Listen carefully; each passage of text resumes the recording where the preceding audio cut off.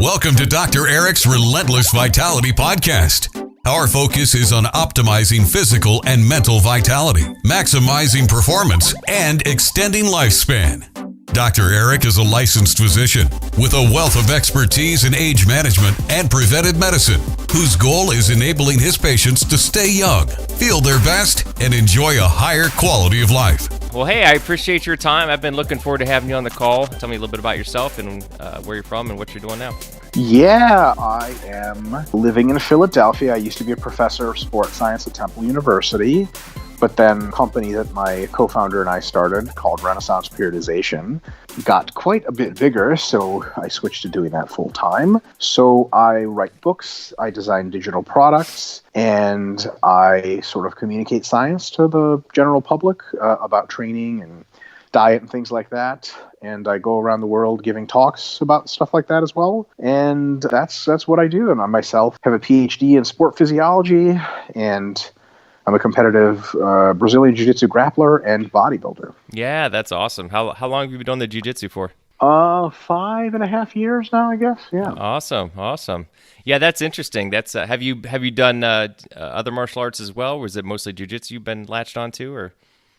So I wrestled in high school. I don't know if that's a martial art, but it's definitely a combat sport. It is. I wrestled in high school as well. I didn't do it in college, but I've been done a couple different types of martial arts through the years. It's always been an interest. I've done some jiu-jitsu, ninjutsu type stuff, and I've been doing Krav Maga for a couple years now, and looking at trying something else here soon too. Cool. It's good to keep the that mind motor muscle connection mixed up a little bit. Try some different things, you know. For sure. So, are you doing any high level competitions coming up with that, or? You know what? So I'm looking to compete in bodybuilding this fall, okay. Which means I'm just training jiu-jitsu and not competing in it so that I can minimize my risk of injury. Yeah, absolutely.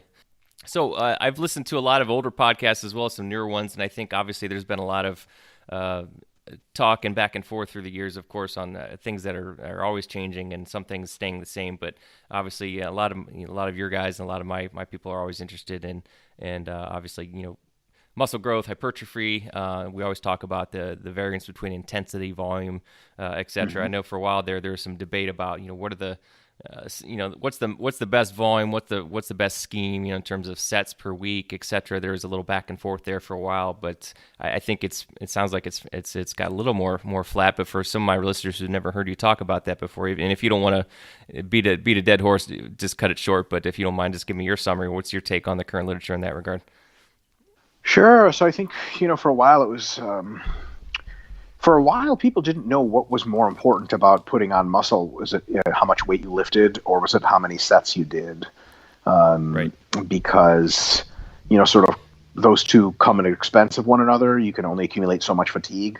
So if you put a lot of weight on the bar versus if you don't put a lot of weight on the bar, you could maybe do more reps and more sets if you put less. Right. And another way to phrase that as far as progression, like week to week, month to month, are you trying to get as strong as possible to put on size, or are you trying to get as big as possible, and is getting as strong as possible the same thing as big as possible? Maybe is there another way to progress? Maybe adding reps or adding sets might be a better way to get bigger. And so for a long time, that was just not clear from the literature. And what you did know colloquially sort of was that bodybuilders did a whole lot more volume than powerlifters did. And now they weren't usually as strong, right. But like a bodybuilder could do 300 pounds for a bunch of sets of 15, whereas a powerlifter could do 400 pounds for just a couple sets of, 8. And while what the powerlifter was doing was sort of more impressive as far as weight lifted, it was not as big as the bodybuilder. And the bodybuilder usually was just better at doing more volume and more repetitions. Although not necessarily more reps per set, but just more reps overall through a workout. So we had that kind of as a suspicion. So anybody who tried to say, getting big is all about getting stronger, you could always point out to them that, powerlifters and weightlifters are a real good example of very, very strong, but it seems like they just don't do enough in the gym maybe to get as big as they could. So there was some kind of suspicion that doing a lot of work was a good way to get big, and maybe getting strong was a part of that, but maybe not the only part or the most central part. And then Later on, over the last 5 years, especially 10 years, really, we got a whole lot more evidence from the literature, both mechanistic evidence and direct evidence of comparing different kinds of programs. And we're starting to figure out pretty solidly that volume is more important to muscle growth than intensity. To put it more specifically, it seems like doing sets of anything between 5 reps per set all the way up to 30 reps per set, so long as you're getting pretty close to failure, within 3 or 4 reps to failure on most of those working sets, it results in really kind of similar hypertrophy all across the board. And there might actually be an advantage to training a variety of rep ranges within that big range. But it's a very hard case to make that, someone who does lots of sets of 15 is going to be smaller than someone who does lots of sets of 5, because a sets of 5 person is going to be able to lift more weight. Right. So when you equate number of hard working sets, it looks like it's really kind of similar from the 5 rep to 30 rep range.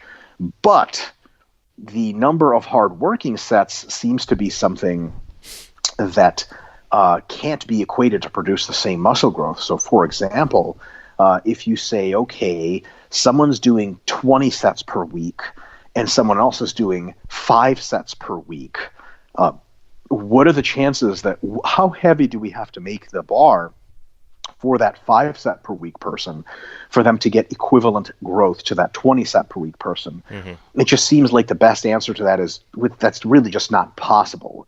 Like, there's just no replacing work, yeah. Right? So, and work technically is called volume in sports science. So basically, the number of hard sets, what is a hard set? Anything between sets of 5 or sets of 30, and probably a good deal of that range is good to do throughout the year. But it's how many sets you do per week, and to some extent per session, that really starts to determine the most of how much muscle you grow. So if you show me a guy that's doing only sets of 20 reps, but he does 20 sets a week, show me his identical twin that does only 5 sets per week, but he's doing sets of 5, real heavy each time, almost always the guy who's doing 20 sets is going to be bigger. And so we're kind of starting to understand that, at least for intermediate lifters, people have been lifting, 3 years to maybe to 7 or to 10 years, somewhere between just under 10 and just over 20 sets per week per body part, with a few caveats, is like a good range. Is 15 worse than 20, or is 15 better than 10? I think individual differences start to really play a role there. How do you prepare? But if someone's like, hey, I've got this program that's 3 sets a week or 5 sets a week, is it going to compare to a 15 set per week program? As far as muscle growth, probably not. And just lastly, that's a sort of probably a normal distribution of volumes. And there's a lot of people on the tail ends outside of those ranges. So there's actually quite a few people, and this is leaving beginners aside because they need lower volumes anyway, even intermediates, there's a lot of people that will benefit from 5 sets a week more than they'll benefit from 10 or greater. And concomitantly, there's a lot of people that will benefit from 30, 35, 40 sets a week, incrementally rarer than they would from 20 sets or 15 sets a week. So taking all this data together, what I managed to do with my colleagues, especially Dr. James Hoffman, is to derive these theoretical, what we call volume landmarks. And they basically sort of describe how to individualize volume for yourself so that you're training in the right number of sets. Mm-hmm. And I can get into that further if you'd like. Yeah, that'd be great, because that was one of my follow-up questions too, is, how do you obviously as you said, it's individual. And I think you mentioned earlier that yes, the working sets is a concept that I thought was very fitting as well, because, obviously, and this is probably a separate topic, but, a lot of people are talking about, oh yeah, you can still get hypertrophy if you're doing, sets of, 20 reps, 30 reps and things, and, 30 to 40% of your max. But how many of those sets are you doing a week? How much volume? And then how much does that play into it too? So yeah. For sure. So the volume landmarks are sort of theoretical necessities. Like, if basic logic makes sense, and if anything remotely that we understand about the body is true, they have to be true. And because they're so reliable theoretically, we can measure them and derive them and use them to guide our training. So the first pertinent volume landmark is what we call minimum effective volume. Can be applied to anything you do, certainly anything in the gym, but it's easily applied to hypertrophy by saying the minimum effective volume is the minimum number of sets per week that you can reliably do and see the tiniest bit of growth. Put another way, if you do anything less than that, you just won't be able to see muscle growth. Like, for example, and this works really well on individuals that have trained already, if I take a Mr. Olympia bodybuilder who's used to doing 15 to 20 working sets per week to grow, and I put him on a program that has him do 3 sets per week, he's actually going to lose muscle for months and months and months until he stabilizes at a low level of muscularity that can be maintained only at 3 sets per week. And if he drops to below that muscularity, he'll grow again from 3 sets a week, but he'd have to lose like half his muscle to get there. Right. So when people hear minimum effective volume, sometimes they say, well, you mean I have to do this or more or I won't grow? And that's exactly correct. Like, you would think Mr. Olympia's minimum effective volume, probably not 0, Right. It's probably not Right. 1 set a week. Exactly. So minimum effective volume is a very important volume landmark. It's the first one we talk about. And that's kind of where you start all of your programs is minimum effective volume. So let's say and how do you know that what's your minimum effective volume? Well, there's 2 ways. One is more reliable than the other, but the more reliable one takes a lot more time to figure out. Eventually, you'll learn both. The most straightforward way is to test multiple programs on yourself and see which ones cause growth and which ones don't. Right. So, for example, you could say, okay, I think my minimum effective volume is somewhere between 5 and 10 sets per week. So you do a 5-set program for a month or 2. You test your rep maxes afterwards to see if you've gotten stronger, or to look at your physique visually, or do tape measures, or to get a DEXA scan. And all of those things come back, and it's like, nah, you gained muscle within a margin of error. And you're like, great, okay, so 5's not enough. Then you can try 7 for the next couple of months, and still nothing happens. And then you try 10, and you get your first inklings of, oh, wow, okay, I got progress, right? So then your minimum effective volume is roughly around 10 sets per week. But to shortcut that process, it'll eventually happen anyway, because eventually you train enough, you write enough stuff down, you realize where you get gains and where you don't. But sort of a real shortcut to that is to actually measure perceptual variables in training itself and a couple of days after to see how much volume it takes to check the boxes, so to speak, to not guarantee, but to point the likely direction, okay, now you have enough volume to grow. And here's what I mean by this. There's primarily 3 of these things that we usually look at. One is effort perception. It's just, do you think that the workout you did, let's say for chest, is like actually a workout? So for example, if you can do a chest workout with your eyes closed, you barely have to try at all. You're not burdened by the volume at all. Like, it's a set. And like, look, if it's your first day in the gym, a set of chest flies is like, oh man, woo, I felt that. Like, right. After 10 years in the gym, who the hell says that about a set? You're like, okay, I'm not even warmed up yet. I'll put it to you that way, right? So is there a perception of at least decent effort? It doesn't have to be overwhelming. It's just like, all right, I feel like I worked out. That's part 1. Part 2 is the perception of the muscle pump. Does something cause a pump? So, if you do like 1 set of leg presses, you might have like no pump or barely any pump. But 2, 3, 4 sets later, you're like, all right, I got a pump here. So because the muscle pump is so closely related to hypertrophy at a variety of mechanistic levels, we can say, okay, if you're getting 0 pump, it's possible that you're growing muscle. It's just not as likely as if you're getting a pump. So the next check mark there is, okay, we're perceiving a work effort that's decent.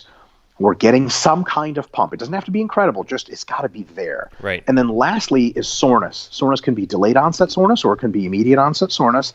And in soreness, we're looking for either the muscle feels like tighter and weaker later in the day after you trained it, but then the next day it's fine at the very least, or there's delayed onset soreness where like the next day you actually a little bit more sore and you're like, ooh, okay, I see you hamstrings. I know you're there, right? So so those are the 3 checklist items: effort perception, your pump, and your soreness. If you check the minimum on each one of like detected on all 3, that's probably close to where your minimum effective volume is, right? Imagine a workout that you did where someone's like, all right, did you feel like it was a workout? You're like, yep. Did you get a pump? You're like, yep, got a little bit of a pump. Did you get sore? I got a little sore. You're like, yeah. That's probably going to cause muscle growth, right? Right.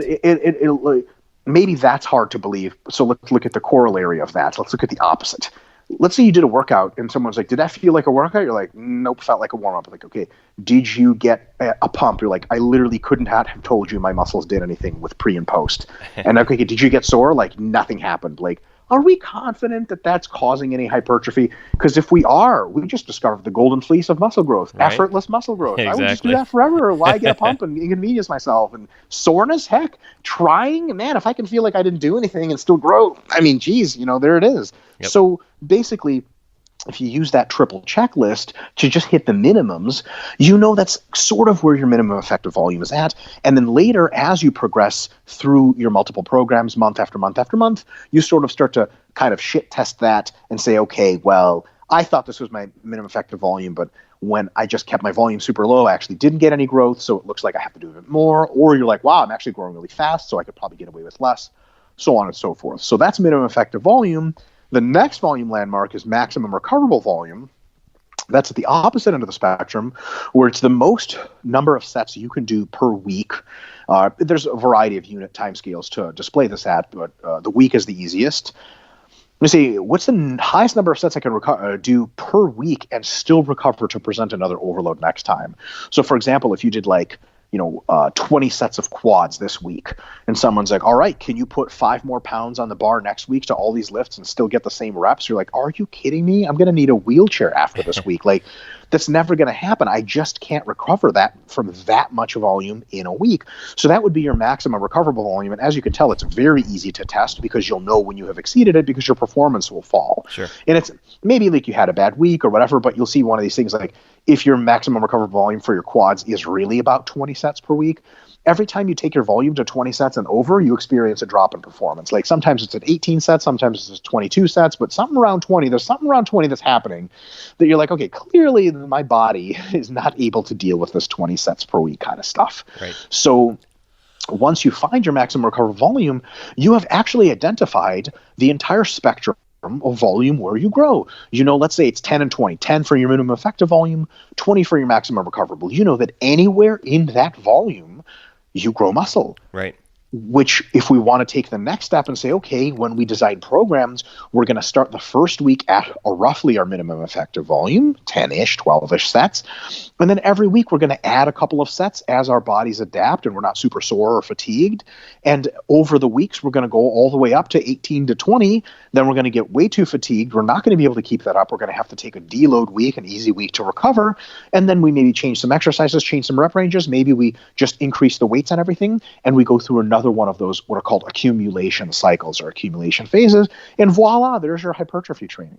Yep, perfect. I think you're looking at my notes because every point you touched on is that those were all follow-up questions I had for you. So. Well, I must have studied really hard for this podcast. Yeah, that was actually going to touch on that next about the cycles, as obviously they're referred to as mesocycles, etc. In terms of the accumulation phase, the deload phase, and obviously I'm sure there's a ton of individual variability. I mean, I've noticed that myself, but training hard, as you said, progressing for.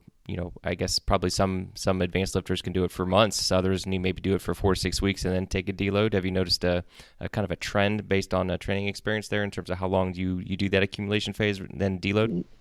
Yeah, absolutely. So the trend is usually in the opposite direction, where beginners can survive longer accumulation phases before needing a deload than the advanced. Why? Sure. The advanced are able to push themselves harder. The advanced don't make gains as fast, so they can't continue to up the ante and still recover.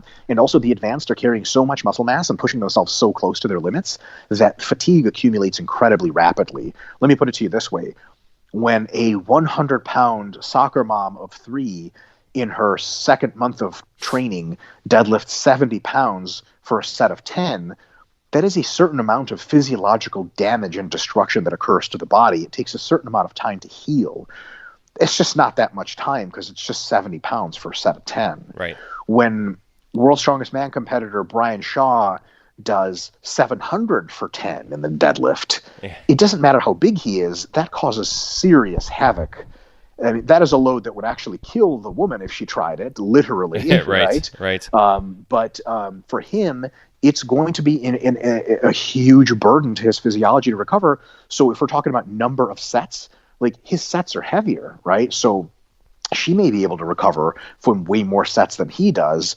And put it another way, if she starts at her minimum effective volume, just like he does, the fatigue for him skyrockets way more quickly than it does for her, because she's adapting at such a fast rate and at such a small amount of fatigue anyway. You can keep going. I'll put you in another way. If you do let's say you do like a wilderness survival camp or wilderness survival course, right? To bring it back to one of your, I suppose, sort of professional / hobbies. If you do a course where you're out in the wilderness putting splints on people and learning how to filter water and stuff for 2 hours a day, and then the rest is recreation, you could go to Colorado and take a 4-week course like that, no problem, and be like, this is, love it. I can just keep doing this, Right. Like at some point, 4 weeks, then you'd be like, I kind of miss my home, and I wonder what my dogs are doing. I know we paid someone to look at them, but I miss them. You might not want to be there anymore, right? So, but on the other hand, you might get calluses on your fingers from putting on splints after a couple of weeks. But if there was the same wilderness survival course, but it was 12 hours a day, do you really think you'd enjoy being there for a month? Yeah, no, probably big difference. Not. The fatigue accumulates to the point where, okay, you're only getting 6 hours of sleep a night now, and it's grinding and grinding and grinding. So when you're an advanced athlete, there's just more burden. And that's why advanced athletes sometimes run what's called a 3-to-1 accumulation to deload paradigm, where they increase the volumes and intensities for 3 weeks, and then they need another week. Beginners oftentimes can run, 6-to-1, 8-to-1 is not uncommon in real beginners, right. Because they just can't accumulate that much fatigue. They can't push themselves as hard. And interestingly enough, from a physiological perspective, if you look at the the circulatory system capacity and size, and the gastrointestinal system capacity and size relative to the size of the musculature, the more advanced athletes take a huge hit in that department. Let's put bodybuilders on blast. Mr. Olympia, Sean Roden, his gastrointestinal system is small. Why? Because he has like 27-inch waist, right? But he has like 38-inch quads. When he does a huge leg workout, how the hell is his GI system supposed to process nutrients fast enough to recover him at a rapid pace from that much muscle damage? What about a circulatory system? I mean, the circulatory system is advanced, but it's nothing crazy. Whereas, let's say you have someone do a leg workout and they weigh 100 pounds as their first leg workout ever. I mean, their leg muscles are smaller than your biceps, and they're lifting such small weights. They have a normal human gastrointestinal system and circulatory system and all the other recovery systems. Gee, that's a joke to those systems to within a day or two recover that muscle completely, where Sean Roden might take a week. Right. So if they do the same workout, he can only keep that up for so long, whereas they can keep it up for, not indefinitely, but definitely way longer. Does that make sense to some extent? Oh, yeah, it makes total sense. And that's a great point about the circulatory, the GI, et cetera. Those are some things that a lot of people just kind of forget about, and just don't think about those things. But yeah, they're just not as trainable, Mm-hmm. Like I wish I could, double my fucking cardio. Or I'm sorry, am I allowed to swear in here? Oh yeah, go ahead. Oh sweet, thank God. Bad habit. I wish I could just double my cardiovascular capacity, so on and so forth. But the thing is, precisely the athletes that can do that are endurance athletes. They have the concomitantly small musculature, which is designed to be recovered by that. So it's interesting. Endurance athletes are actually the ones that recover the fastest, right? Because they have small cross-sectional area of muscles, and at the same time, they have really advanced circulatory systems and respiratory systems and so on and so forth. They can. I don't know if you ever trained an advanced athlete in the gym, advanced endurance athlete. They can take 10-second breaks between sets of 10 in the squat, maximum sets of 10 in the squat, and they're fine. You're like, what on earth is going on? I need an hour of throwing up or whatever. So it's one of those things where beginners actually can accumulate for longer. Mm-hmm. But I will say this, it all comes back down to this: beginner, intermediate, whatever. Start at your minimum effective volume. As you notice that you're able to recover and not as sore as you had been, add a set here and there to an exercise here and there, add some weight to the bar. The details of that we can discuss or just leave for another time altogether. The details are not as important as you're making baby step additions to the number of sets, perhaps the number of reps, and definitely the amount of weight on the bar. As you make those baby step additions, your fatigue will accumulate until you're not able to make them. That is sort of a form of auto-discovery of how long those phases need to be. So if someone says, hey, listen, I don't know how long to accumulate for and how long to, when to take my deload, what I would say is start at your minimum effective volume, slowly scoot up as your body adapts, and your body will tell you when you're no longer able to progress. It's that simple. Yeah, exactly. A little auto-regulation. Yep. So, is there have you seen much difference between men and women on similar on progressions and cycles? Absolutely. Men are generally poorer at recovery.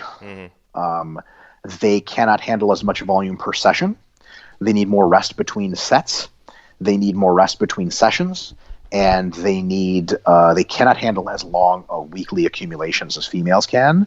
Females can accumulate for longer. They can do longer workouts. They can do more volume per workout. They can do less rest between sets. Relatively speaking, females recover way better than males do. Yeah, absolutely. Absolutely. I agree with that completely. Okay. No, go ahead. Sorry, it's something you notice when you train with females. Like if you wrote a training program for a female, you're like, oh, this is going to mess her up. She does your super crazy leg program, and she's like, ooh, that was tough. And you're like, you're not throwing up. And they're like, no. 2 days later, their soreness heals, and you're like, oh, you weren't supposed to heal for like another 4 days. And they're like, I'm fine. And you're like, let's do it what? again. Yeah. Yeah. And then you auto-regulate. You finally sort of, as you should have been from the beginning, sort of doping out their training volume and intensity as they recover. And you notice like, wow, like, so basically the volume landmarks of 10 to 20 sets per week. I should caveat that that's for males. For females, it's probably more like 10 to 30. Yeah. And a lot of females could do 40, 50 sets per week under certain circumstances and be just fine. And anything less for them might not be the optimal. Right. Absolutely. Yeah. That's amazing stuff for sure. Excellent. I'd love to talk a little bit too before I forget about, I guess, touch on the nutrition side as well. But in terms of especially for me and probably some of my demographics are a bit different, but obviously one of the big thing, of course, for women, unless they're athletes, of course, is fat loss, trimming down and putting on a little bit of muscle. But what have you found? I guess some good key points or things you'd like to focus on, whether it be nutrition or training or both, or whichever you want to touch on. So the fat loss thing, as far as training, the training is not super important for fat loss as much as nutrition is. But what's good to keep in mind for training and fat loss is people want fat loss. They don't normally just want weight loss. Forgive the comparison, but do you know who Willem Dafoe is by any chance? Yes. Yep. Skeletor looking guy. Correct. Most people don't want to end the diet, and people be like, oh, you're starting to look a lot like Willem Dafoe. Like, wait a minute, am I dying? Yeah, not right? Look like that. Yeah. Exactly. If you lose, fat and muscle, you just lose weight. You get the Kate Moss, Willem Dafoe thing. Like, you come to work and people ask if you're okay at home, and if you're sick, they don't ask like, hey, where can I get your workout that you're doing? Exactly. So you definitely want to resistance train more often than not when you're losing weight, so that prevents the muscle loss from occurring. You keep your muscle, perhaps gain some, and then you're going to lose pure body fat, which is a real good look. It leaves you curvy, shapely, and way healthier and more capable. People lose weight and they're like, oh, I'm people will say like, I've gotten so weak since I lost weight. But people in fitness don't say that. They lose weight and they're like, I feel so free and so strong. So definitely resistance training is a good thing. And as far as diet, it's kind of a ranked priority scale, kind of like how we describe it at Renaissance Periodization, our company. Calories are number one. It doesn't mean you have to count them, but in some kind of capacity, losing weight and losing fat is about eating less food. Maybe not every day, but on average for the week, eating less. One of the best ways to do that, if you're not super familiar with nutrition, isn't actually counting calories and eating the same stuff you were, just less of it. It's easy to get hungry like that. You start eating healthier foods, less processed foods. Right. Specifically more vegetables, fruits, whole grains, and lean meats, kind of in that order of importance. And when you start to do that, you basically notice that you're eating what seems like a lot of food. Because of that, you're not hungry, but you're losing pounds and pounds and pounds of weight because the food is not very calorie dense. Like a lot of the times when I'm in a fat loss phase, and when now, most of my main meals, I start with a bowl of like broccoli, celery, a variety of veggies, carrots. Once I'm done with that bowl is like 30 calories. It's like almost nothing. And once I'm done with that bowl, I look at the rest of my actual food and I'm like, oh, this would be tough to finish. I'm pretty full. Yeah. Exactly. Whereas if you suck up a cheeseburger real quick, you're like, that was easy. That was 690 calories. Like, oh, well, I could have another one of those. Like, yeah, for sure. So a lot of that is creating the calorie deficit And we like to recommend for beginners, largely creating it by eating more healthy foods. Now, here's the thing. I think more specifically to your audience, folks maybe who could use a bit of health improvement, one of these things that's a huge, maybe not myth, but I think misconception, is the radical life change. I probably couldn't hate that more if I tried. The new me and turning over a new leaf and it's all healthy now and New Year's resolution 20 whatever, because you'll do the same stupid resolution for 10 years because you'll always suck at it. I really like incremental, habitually based change, which means, look, let's say that you are going to work every day, you're not packing a lunch, you're just eating whatever the guys at work eat, and they always order out, and you end up having donuts and pizza and stuff like that. Just keep your breakfast the same as it always was, keep your dinner whatever, if you eat ice cream for dinner, keep doing that. Take your lunch and just pack your lunch every day, some veggies, a nice whole grain bread sandwich with turkey and cheese, and a couple fruits, and boom, that's it, that's lunch. When you make that change, you're going to start to lose like a pound a week, like for weeks. Yeah. That's the only change you made. And after a while, that's just kind of what you do. People ask you like, oh man, you make your own lunch, that takes effort. You're like, really, it does? Man, I must have remembered a time months ago where it felt like it took effort, but now I just do it with my eyes closed. And then maybe you can start looking at breakfast. I used to have sausage and eggs and bacon and stuff. Maybe I can have some leaner versions of those things. Maybe I could have a couple more pieces of fruit, maybe some more oatmeal with my breakfast and not a donut. And then all of a sudden you start cleaning up your breakfast a little bit and boom, you're losing weight again. And then all of a sudden you clean up your dinners for the most part. Gee, you've lost pounds and pounds and your health is through the roof. And there was never a time where you're like, all right, old me, you're dead. Come through a time portal, shoot your old self and replace it with a healthy person. So which would be sweet. At Renaissance, we're always developing time warp machinery because we really are about the future in the literal sense. Right. But so it's one of those things where it's easy to make a quick change and just try to stick to that quick change. I wouldn't just try to bite off everything I could chew right away, which is interesting. I don't know have you ever seen the show My 600 Pound Life on Hulu? I've heard of it. I've never watched it, but I'm familiar with it. Well, as a doctor, you would be fascinated with the show. It's basically a show that takes a year-long journey with people in their diets and lifestyle interventions pre-bariatric surgery, because a lot of these people are too heavy for bariatric surgery, which usually I think the industry cutoff is like 600 pounds.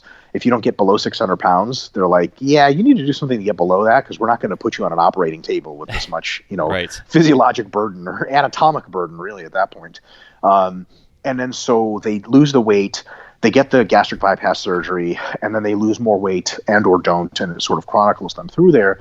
One of the industry practices for that kind of surgery, because these people are usually in a position where it's like, look, if you don't lose weight like real soon, like you're going to die. One of the industry practices I'm sure you're familiar with is the very low calorie diet. 1,200 calorie reference diet is used for these individuals, and it's mostly lean proteins and veggies, and that's it.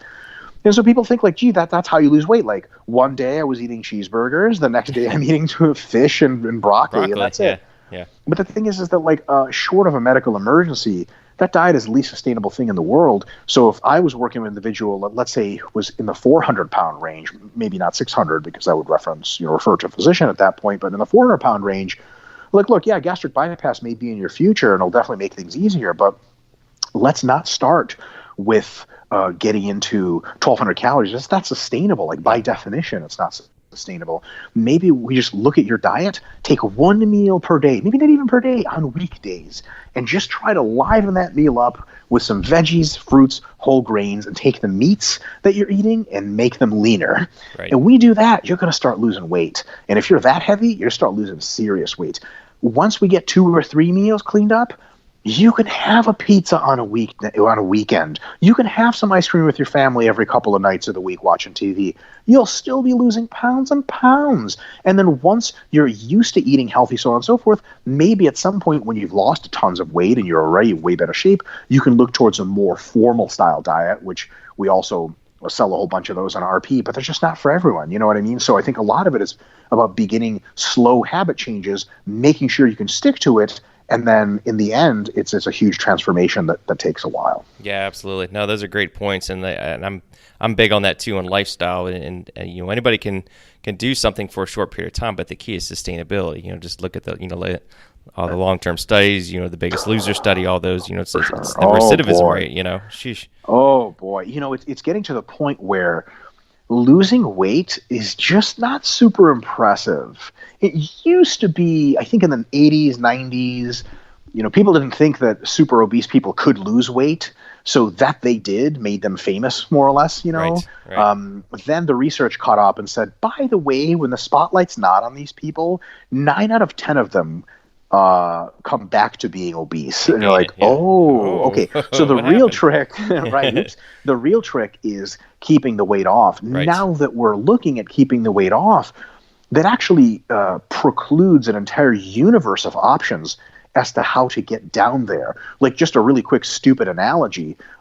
Let's say you are trying to do you're in the military and you're a special operator and you got your crew of guys and you're trying to do a hostage rescue in the middle of like a war-torn city, just powered by bad guys. Right. Okay. How do you maximize your chances of getting to the hostages, which are in the middle of the city?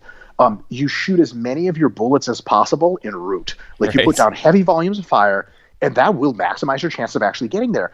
And then you're like, hey, we got there. Like, that's the equivalent of losing weight. Right. Okay. And then someone's like, oh yeah, by the way, you have to take them out and go back. You're like, well, we're out of bullets. Like, we're done, man. Yeah. That sucks, right? Shit. And that's the same thing as being out of motivation and out of willpower to be able to sustain that, because a harsh ride down, using all of your bullets, basically using all of your abilities to discipline yourself and motivate yourself with a really crazy diet, basically gets you in this place where you're out of steam. So by the time you lose the weight, yay, you take a picture, you have a picnic with family and friends, it's the new me, and then you're so done, the diet fatigue is so high that it rockets you back up into that stratosphere of fat again. So really, when we tell those operators, hey, we're going to do a hostage rescue, they're not stupid. They're going to say, okay, we need a certain amount of ammo expenditure on the way in, as little as possible, right? As little as we need to get into where the hostages are, and then we're going to save as much of it to get out, because that's when we're successful. When the hostages are out of the city in our helicopter and we're flying back to the free world, right? That is a victory. Just the same way as that flight to the free world analogy there is basically like, okay, it's been 6 months, it's been a year, and I have something sustainable that it doesn't take me anything. It takes effort, but it doesn't take anything alien or unsustainable feeling to keep doing this way. Like, for example, when I go to the store and I choose frozen yogurt instead of ice cream, that is not what I would call a laborious, emotionally traumatic decision. Right. It's not like, just slowly Matrix style grab the frozen yogurt, and the ice cream's like, you don't love me anymore. Like, no, it's easy, right? Because I've done it so many times, and I don't even remember what real ice cream tastes like. And if I have it, I'm like, this is kind of too creamy, whatever. Or it's a nice treat to have every now and again, but I'm not like addicted to it or something. Correct. So those are the kind of changes. And they're not that tough, that are sustainable. But in order to get there, you have to not screw up your first diet by trying to ram all the way through. And sorry, I'm ranting, but not at all. I suppose that's one of the reasons you probably brought me on here. Is you have a guest that just says one-word answers and nothing else, like pulling teeth. So one of the things is making sure that the amount of effort that you put into the diet, as much of that becomes automatic, as much of that as possible becomes automatic for later, so that when it comes to sustaining the diet, most of the stuff that it takes to sustain it should just, by the time you're done with the diet, be like, that's just kind of stuff I do. And to that end, part of that, having that automation there is about setting it up with not so lofty goals in the short term. And I can't tell you how much. I used to teach a class on actually the psychology of weight loss and the psychology of fitness behavior. And I used to do this example where back when I was a personal trainer and then later a diet designer, diet coach, you would work with people that are pretty overweight. And you would say, okay, now we got this diet. The goal is to lose 2 pounds per week for 12 weeks. And then we're going to maintain for like 3 months. And then we're going to see, we're going to reevaluate and maybe lose some more weight. A hugely common answer that I would get talking to people who are 300, 400 pounds is to say, I can lose way more than 2 pounds a week. And I never did this, but it's highly unprofessional. For the life of me, I always wanted to be like, oh, is that right? Really? You're going to lecture me about how much weight you can lose. Right. Well, gee, it's clearly not in evidence by your physique. Right. The thing is, they're not lying. They can lose 4 pounds a week, but that sets up diet fatigue to rebound them back. I would much rather someone lose 2 pounds a week, get plenty motivated, get great results. At the end of that, they've lost 25 pounds after 3 months. They're cool, calm, collected. They've got a great series of health behaviors. After 3 months of maintaining that body weight, we lose another 15 or 20 pounds, and you go in sort of segmental sequences like that until they're at their new weight. And at their new weight, let's say now they weigh 180 pounds is a sustainable lifetime weight. They're not there burnt out of the diet with zero health habits to rely on. They're there not burnt out of the diet almost at all. And they have this arsenal of healthy behaviors and habits that just makes them overpowered to deal with the problem. Someone's like, again, they meet their friend who they, saw them when they were obese, and 2 years later, they're like, oh my God, you're losing all this weight. It must take a lot of work. And they're like, not really. You're like, what do you mean not really? Like, but it's all automatic now. It's too easy now. Right. Like, this is just how I live. And that really is the golden fleece, I think, of weight loss. And that should be the goal. Unfortunately, a lot of people don't want to believe that. As on the consumer side, that does not interest them, such a process. And on the supply side, a lot of companies will sell you stuff and encourage behaviors that are anything but that. Yeah, unfortunately, most people, especially here in America, it's the quick fix, the funky diets or the tricks and things. And obviously, you talk about that. I mentioned that you mentioned this, you mentioned that, but it all comes down to the boring lifestyle changes that just keeps it simple, moving forward, Sure. And, part of me, I actually like to talk to people about this kind of thing when they give me, sort of pushback. I actually love the conversations. You have to cut them slack. A quick fix is the ideal, but you have to remind people you're talking to adults. Mm-hmm. Like, you remind them literally, like, I assume you're a grown up, and they're like, of course I'm a grown up. What's that supposed to mean? Like, do you fall for quick fixes in other areas of your life? And you're talking to someone who's a lawyer, and they're like, I just want a diet to just lose 15 pounds in a couple months and then I'll be good. But so if I sold you a legal services package that was like way cheap, promised a ton of stuff, and basically promised to take care of your legal burden forever, would you buy it? They're like, no, it's nonsense. You have to keep up with modern legislation and evolving industry. It's insane. There's no way that works. Like, it takes effort and time. Like, effort and time, you say? Yep. Strange how that works the same in every single facet of our lives. So if you want something done right, you got to put in good, diligent, calm work, and it's going to take some time. That can take less time if you're more efficient. It can be easier if you're more efficient, more scientific, but there are limits to these things. And I'll put this in a kind of an interesting way. If your first question about a diet is, okay, how quick and easy is this? You're asking the wrong question. Yeah, no kidding. It's almost like, can you imagine a doctor showing up for surgery and he looks at his crew once the patient's out, like, oh, all right, what's the fastest we can do this and get out of here? Like, right. What? What are you talking about? Don't we want to fix the guy? Like, oh, well, yeah, obviously, but I don't want to be here all day. You know what I mean? Right. Like, no, there's literally 12-hour surgery. There's no other way.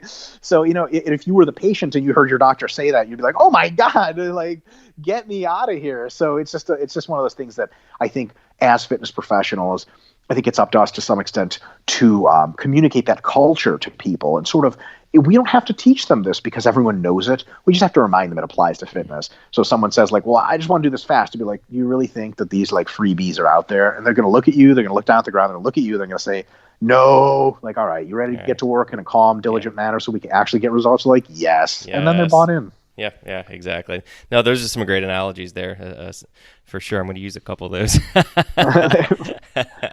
Now, are you obviously people that are dropping weight pretty quickly? They have more to lose. It's a lot more flexible. Do you do much with people who are not quite as not as far to go, or at any point, especially if they've been pretty consistent with their nutrition, but they've kind of hit a plateau, I guess, in terms of like nutrient cycling or doing refeeds or carb or calorie refeeds or anything like that, which with your average person, I'm not talking like fitness competitors or anything. For sure. Like that. Yeah. So for the average people, when someone's hit a plateau, like with many things, you have to analyze what is the root of that problem. Like a person's hit a plateau, question number 2 is why? Right. Because until you answer the why, you actually have no solution for them whatsoever. Like someone's like, my computer's not working. And you're like, okay, do this. Like, no, you have to be like, okay, is the screen on and doesn't show anything? Mm-hmm. Is it plugged in? Because if it's not plugged in, it's like, okay, plug it in. And then it turns on. You're like, oh, well, we figured out why, right? So there's a couple reasons for plateaus. One of them, the sort of most obvious one, but it's rarely hit, is someone's at the sort of genetic lifestyle intersection limit where this is about as lean as you're going to get given what you've been putting in. And you're not doing anything wrong. It's just like, you're pretty well fit, and anything else is going to require like generating a bigger wave of intervention. So we get this at RP quite often because we deal a lot with athletes and with really good CrossFitters. We'll let people sign up for diet coaching or people interested in diet products, and they're like, okay, I'm female, I have 16% body fat, and I'm fat. I want to get leaner. And the first conversation we say is like, you're 1% fat away from an average reference frame of amenorrhea. Right. Like, you're if we got you lean. any leaner, we'd have to give you a medical talk first before you authorized us to do that. And it would only have to be in the short term. And a lot of times they don't know that. And be like, really? 16% is lean? Like, for a female, it's incredibly lean. And we're like, what do you look like? And they're like, well, like, I have abs and I have some veins on my abs, but I'm not like shredded, And they're like, right. Okay, well, people don't just walk around shredded right. unless they're normal. Physique athletes, and then you're going to have to dedicate your life. That's another thing people don't realize. Like, I want to look like this girl on Instagram. They're like, okay, what do you do for a living? Like, well, I'm a medical resident and I'm going to be like a bariatric surgeon. Like, well, okay, like, do you know what they do? Like, you're a fitness icon? They're like, I don't know. Like, they just do fitness. That's all they do. That's all they do. They don't even have a day job. They just post on Instagram and train a couple of clients and sell a couple online programs, and they spend 20 hours a week at a gym. Their diet is flawless. Meanwhile, you've got patients' blood squirting all over your face in the ER, and you're getting whatever kind of snack you can in between not falling asleep on your night shift. And it's like, oh, okay, well, so now we're going to take your goals and we're going to scale them back to what you think is the appropriate level of intervention. So that's kind of the first one. Of it's like, whatever it is you're doing now, even though you're doing it well, it's going to have to just be more in order to get you past the plateau. Another one is people are slipping up in places where they don't realize it. And the tightening up is required. So they'll say, I'm eating super clean. I'm like, okay, how many times do you eat not clean? And they're like, well, I don't. I eat super clean. I'm like, okay, how many meals a week do you eat that are like whatever, just BS? And they're like, I don't know, like 5 or 6. Like, okay, so you never say this out loud. You're like, okay, you just implicitly lied to me in your first 2 statements. Right. But people do that. They're like, because clean eating to a lot of people means I'm a good person. It's like, I believe that you're a good person. That doesn't have to do with how many slices of pizza you eat. Right. Can you imagine like Nelson Mandela's grave? It's like, here's a man that liberated half of Africa. And by the way, he ate junk food. So I don't know, he was fine, but not that great. So basically you have this situation where people want sort of much more perfection, want that last bit of body fat off. And you got to kind of remind them like, hey, that really kind of means that you're going to have to tighten up your diet for 6 weeks, for 8 weeks, for 10 weeks, and do no cheating, no beer drinking. And you're going to have to do 5 workouts a week instead of 4 to 3 like you have been. Because, they're not off the wagon. Like you said, they're doing good stuff, but they need to tighten up. And so that's definitely fine. And the solution there is implied. They just listen to what you're saying and they go. And then another category, just the last one I'll mention for now, is some people are over-dieted, specifically psychologically. Mm-hmm. And what they're doing is they're saying they're still on their diet, but their non-exercise activity thermogenesis, the amount of time, the amount of energy they have to move around and walk and talk and all this other stuff has fallen dramatically because they've been dieting for way too long. And they haven't lost weight in a long time because their expenditure of energy is so low that now their low consumption calories are isocaloric for them. And this is almost always compounded by the fact that they have binge episodes and cheat like crazy. So you'll ask them, like, how strict are you? And they're like, I'm 100% strict. I'm like, what happened last Tuesday? They're like, well, I don't want to talk about last Tuesday. Right. Well, you ate the mailman's leg, so that's bad, right? But does he happen to have a Twinkie stain on it? But so, it's one of those situations where for those people, the answer is not to tighten up and push faster. The answer is to give them programmed more whole, clean, healthy foods and slowly raise the amount of food they're eating as their metabolisms start to ramp up a little bit, as their activity starts to ramp up, they actually don't gain much or any weight, and you feed them hundreds and hundreds and hundreds of more calories. You reintegrate cheat meals back in, so they have, meals every now and again where they can eat whatever. And all of a sudden, months later, and it really takes months, they're psychologically very well again. Physiologically, they're recovered, but they're really just not very much fatter or heavier. And then you say, okay, like, remember you wanted to be leaner? And they're like, like, do you want to do that now? Because now you're recovered. And they'll be like, yeah, let's go for it. And then the diet, you just tighten back the cheat meals, you reduce the calories a bit, you keep them working out, and boom, voila, mission accomplished. So I would say those are some major factors there. Yeah, that's very well said, Mike. That's awesome, because I've had a number of patients like that too, and especially with females, with they're just, I'm just not losing the weight I was, now I'm flat. And then when I really start pressing them on questions, the classic example is, well, I'm going to keep cutting down my calories and only eat once a day, and I'm going to work out even more. Okay. Like, well, no. No, you're not. Like, you need to recover. Your body has to heal. Your cortisol is through the roof. You're stressed. You're not sleeping. Eat, please eat, and don't work out this week. Take a back off with her. And that's blasphemy. No, trust me.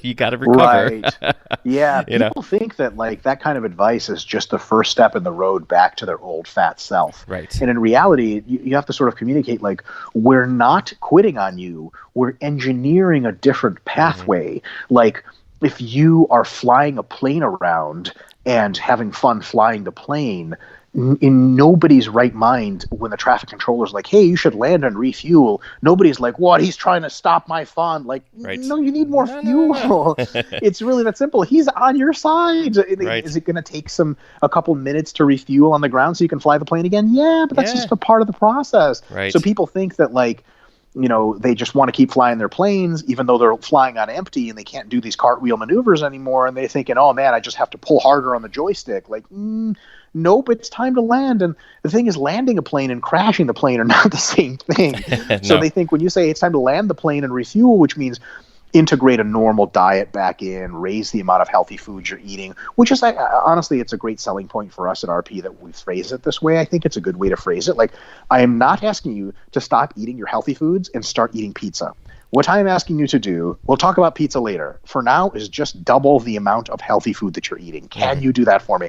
Because then they get to still feel like they're fueling the body. You know what I mean? They're not like giving up on themselves. Right. And all of a sudden, after a couple of weeks of eating a lot more healthy food, they haven't really gained much weight. Their metabolisms and energy levels are back super high, and they're like, wow, I feel super great. And then you could be like, well, gee, a couple slices of pizza here and there aren't going to kill you. And they're like, totally. And then all of a sudden it's all good. So, people think that crashing the plane and landing the plane is the same thing. It's up to you to talk them out of it. And I will say it's a tough conversation sometimes very tough. Oh yeah. People don't want to hear, oh, you mean you want me to eat more and do less? Yes. But yeah, like you said, not just anything and everything. You're going to eat good stuff, just more of it, Totally. Because a lot of people have this sort of linear thinking as far as shape is concerned. Like, if you have regular people who've been dieting for a couple of weeks draw out what they think fitness looks like, they're like, okay, I used to eat 3,000 calories of BS and I was out of shape. Now I'm eating 1,000 calories of really good food and I'm on my way to get in shape. And you're like, okay.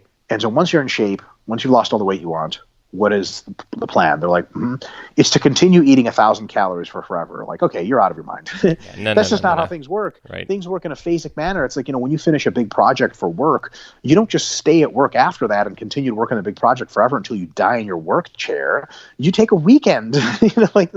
That's how it works. Everything is phasic. Geez, even in med school and residency. Well, in residency, I don't know. It's a form of torture. But in med school, they give you vacations every now and again so you can go unplug. When you're grinding, you're grinding. But when you're relaxing, you're relaxing. And the same thing has to apply to diet. Now, when you're in med school and you're taking a vacation from the books and you're going out and partying with friends, that doesn't mean you take like, what are those things called? Like when you suck down on aerosol cans and destroy brain cells as a joke. It doesn't mean you're like getting concussions and doing like whoopee cans so that you can get dumber. We're just relaxing. We're just stepping away from the books. Just the same way when you're like taking what's called a diet break or sort of revamping your diet to eat more. It's not like we're switching from broccoli and chicken to pizza and ice cream and just abandoning all structure. We're just giving you more of the good stuff and a bit of junk just to feed the soul. that slow transition is something that's lost on a lot of people. They feel like they're giving up, and that's definitely a messaging thing. Right, absolutely.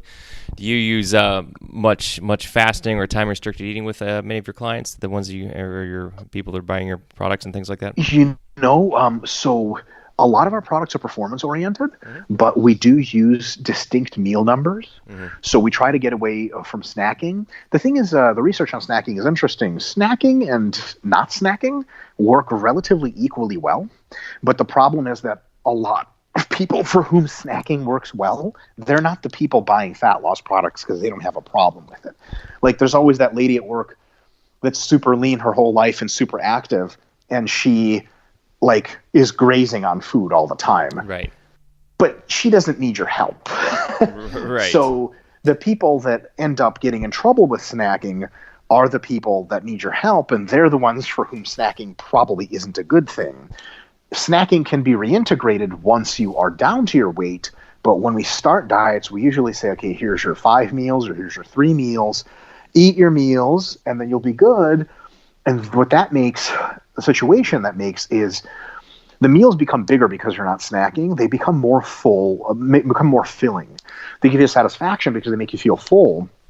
And because of that, there's this very distinct sensation that you're not starving to death. If people snack a lot, they're never quite well fed at all during the day. And that can lead to a sensation like, oh, we just never get enough food, and they binge and they cheat and stuff like that. And another thing we do is we don't actively promote time-restricted feeding most of the time. What we say is, look, if you're less hungry during different times of the day or not hungry at all, either delay eating to some extent or eat a much lighter meal. For example, for muscle maintenance purposes, it's probably good to consume protein relatively frequently, 3, 4 and more times per day. So that's kind of set in stone to some extent. And then we say, okay, protein, got it. But what if in the mornings I'm just not that hungry?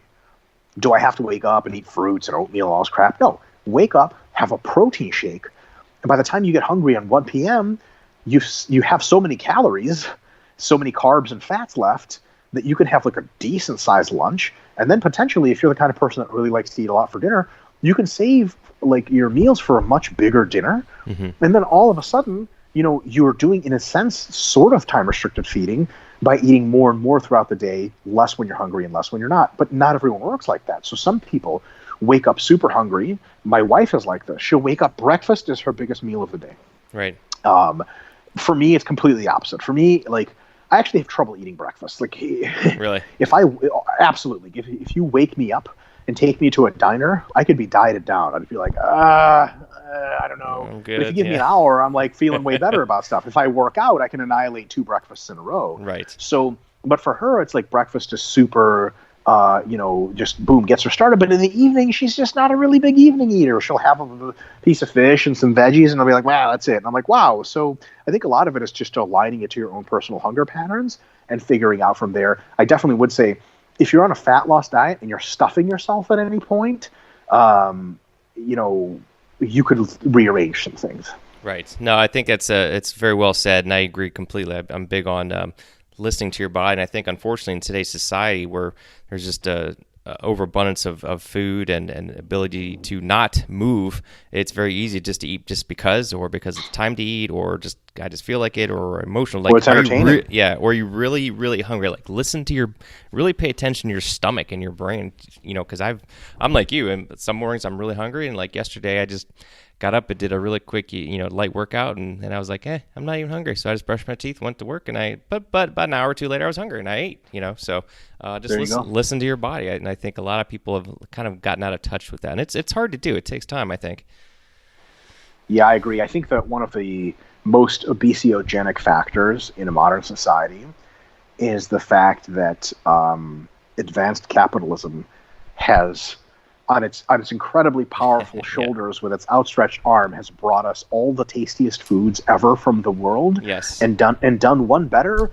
because it's allowed people's creative potentials to make foods that never existed as a combination of various cultures. Right. And they have made those foods unbelievably cheap and accessible from everywhere. Absolutely. So it's kind of like, if you want to enjoy yourself through food, can you imagine if you were living in, you're a relatively wealthy person in the 1920s in Nebraska, and you wanted to entertain yourself with food? What would you do? I don't know. You could go out for ice cream. There might have been one restaurant in your entire town, maybe zero. Right. And then if you wanted some real good food, there's only so much kind of food that your family can make, and that always takes a long time. And then also, like, look, what if you wanted Indian food or Chinese food? Well, Jesus, that was just not, it literally just didn't exist. But now you have someone who makes minimum wage, literally able to access the world's food, right, almost, let's be honest, almost for free. Like, food in the United States and across the Western world is so cheap, it's like a joke, right? It is. There's actually zero people in the United States that's short of like drug problem or something can't afford food. Like, our poorest people are our fattest people. So True. It's a solved problem, but it's so well solved that if you want to entertain yourself with food, boy, you got a whole lot of entertaining to do. And the thing is, if you entertain yourself with video games, with talking to friends, or with doing hikes in the wilderness, that doesn't come with added pounds. Right. If you entertain yourself with food, it comes with destructive health effects. So, absolutely. Just about, in the modern world, I think just like at all times, you have to be a responsible consumer. You have to understand that capitalism at the same time raises this incredible plate of delicious foods for you. But if you just point to its other hand, it'll raise every fitness product ever developed for you as well. It's on you to choose. And if you don't, if you just buy whatever companies want to sell you, you'll buy anything and everything at all. So you have to take a little bit of initiative and say, what do I want?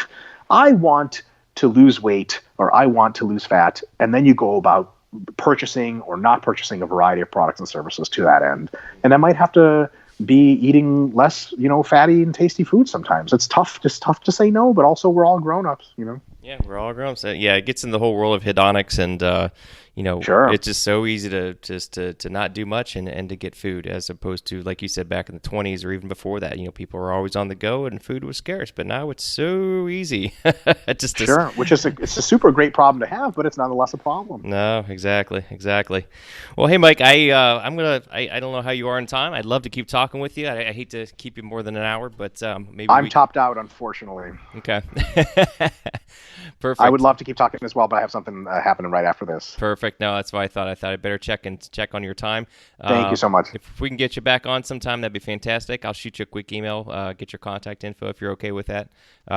Real quick, you want to tell everybody your where we can find more about you and your website, etc.? Totally. So on Instagram at RP Strength. And I'm on Instagram myself. That's the company. I'm on Instagram as RPDRMIKE, RP Dr. Mike. Mine's mostly memes and videos of me working out that are boring. And Facebook, I'm Mike Isratel. And then Renaissance Periodization .com is going to be something that is a website that we sell all our stuff on, and it's a really cool resource. We're launching a collaborative effort with a physician who's joining our team, Dr. Spencer Nadolski. We're launching another company called RP Health that is actually designed for individuals with some pre-existing conditions and people who are not in the best health to access experienced dietitians and a variety of templates for their health needs. So rphealth.com, I think, is where to find that. So check it out. If it's awesome. Hey, if we launch on time, you'll have something to click on. And if not, you can send me the DNS request failure and just spam me and tell me I'm an idiot. That's right. Exactly. Awesome. Well, Mike, you've been very generous with your time and knowledge. I really appreciate it and enjoyed it personally. I'd love to have you back on sometime. Awesome. Thank you so much for having me. I got to get going. Let me know if you want me back on, and I'll absolutely make it. Sounds good. Thanks, Mike. We'll talk to you soon. All right. Take care. Bye. Bye.